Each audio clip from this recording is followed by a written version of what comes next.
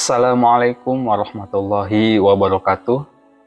Sobat playlist dakwah yang bertakwa dan dimuliakan Allah Subhanahu wa taala. Segala puji hanya milik Allah Subhanahu wa taala, Rabb semesta alam yang telah menganugerahkan kita nikmat berkeluarga dan menuntun kita dalam setiap langkah kehidupan. Dialah zat yang maha mengetahui setiap isi hati dan setiap pergolakan batin hambanya. Sholawat serta salam senantiasa tercurah kepada junjungan kita Nabi Muhammad SAW, teladan terbaik yang mengajarkan umatnya tentang kemuliaan adab, kasih sayang dalam keluarga, serta bagaimana cara menempatkan hak dan kewajiban secara adil sesuai tuntunan syariat. Sobat playlist dakwah, membangun rumah tangga adalah perjalanan kemandirian. Namun, bagi sebagian anak perempuan, perjalanan ini seringkali diuji dengan dilema yang berat. Di satu sisi, ada kewajiban birrul walidain atau berbakti kepada orang tua yang tak boleh terputus. Namun di sisi lain, ada rasa sesak dan emosi yang terpendam ketika orang tua masih terus mencampuri, mengatur, bahkan menyetir urusan rumah tangga kita, meski kita sudah berkeluarga. Lantas, bagaimana Islam memberikan jalan keluar atas dilema ini? Bagaimana kita menjaga batas privasi rumah tangga tanpa harus menjadi anak yang durhaka?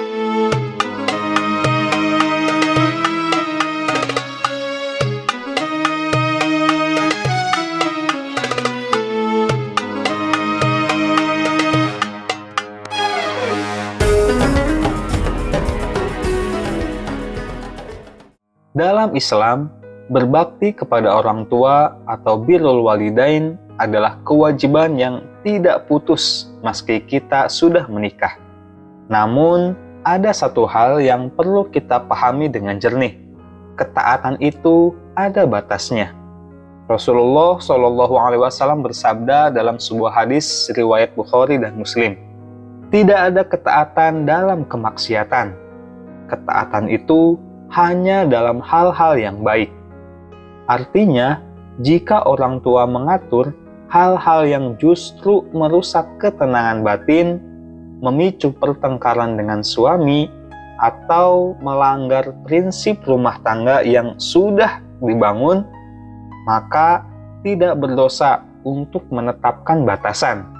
Ketaatan kepada orang tua tidak boleh sampai mengorbankan kewajiban yang lain atau merusak kesehatan mental.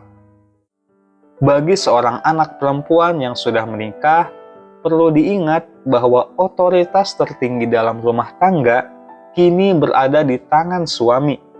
Allah Subhanahu wa taala berfirman dalam surah An-Nisa ayat 34. Laki-laki itu adalah pelindung bagi perempuan.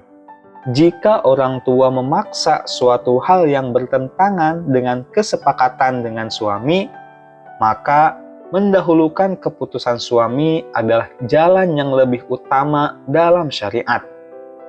Orang tua tidak lagi memiliki hak penuh untuk mengintervensi urusan internal rumah tangga anaknya. Bahkan, ada peringatan keras dalam hadis riwayat Abu Dawud agar siapapun tidak merusak hubungan antara suami dan istri. Meski kita merasa tertekan karena terus diatur, Islam melarang kita membalas dengan kekerasan. Disinilah letak ujian kesabaran kita. Allah Subhanahu wa taala berpesan dalam surah Al-Isra ayat 23. Maka sekali-kali janganlah engkau mengatakan kepada keduanya perkataan "ah", dan janganlah engkau membentak keduanya, dan ucapkanlah kepada keduanya perkataan yang baik. Kita boleh menolak, kita boleh berbeda pendapat, tapi caranya harus tetap elegan. Jangan sampai niat kita membela diri justru merubah menjadi dosa karena lisan yang tajam. Sampaikanlah keberatan dengan bahasa yang santun, atau cukup diam jika emosi sedang memuncak. Lalu carilah waktu yang tepat untuk berbicara dari hati ke hati.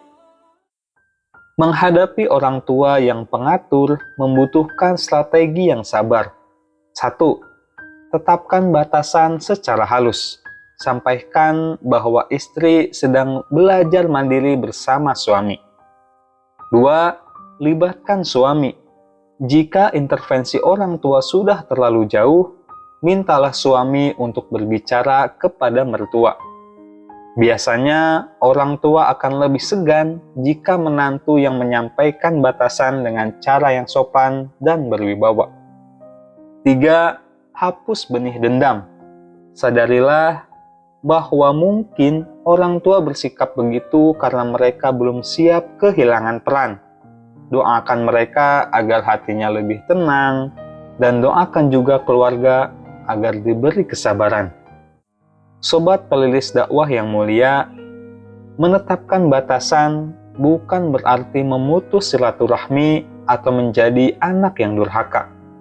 Justru ini adalah upaya untuk menjaga agar hubungan dengan orang tua tetap sehat tanpa ada rasa benci yang menumpuk. Berbaktilah dengan cara yang benar dan pimpinlah rumah tangga dengan bijak. Semoga Allah memudahkan setiap urusan rumah tangga kita. Amin ya robbal alamin. Wallahu a'lam bishawab. Wassalamualaikum warahmatullahi wabarakatuh.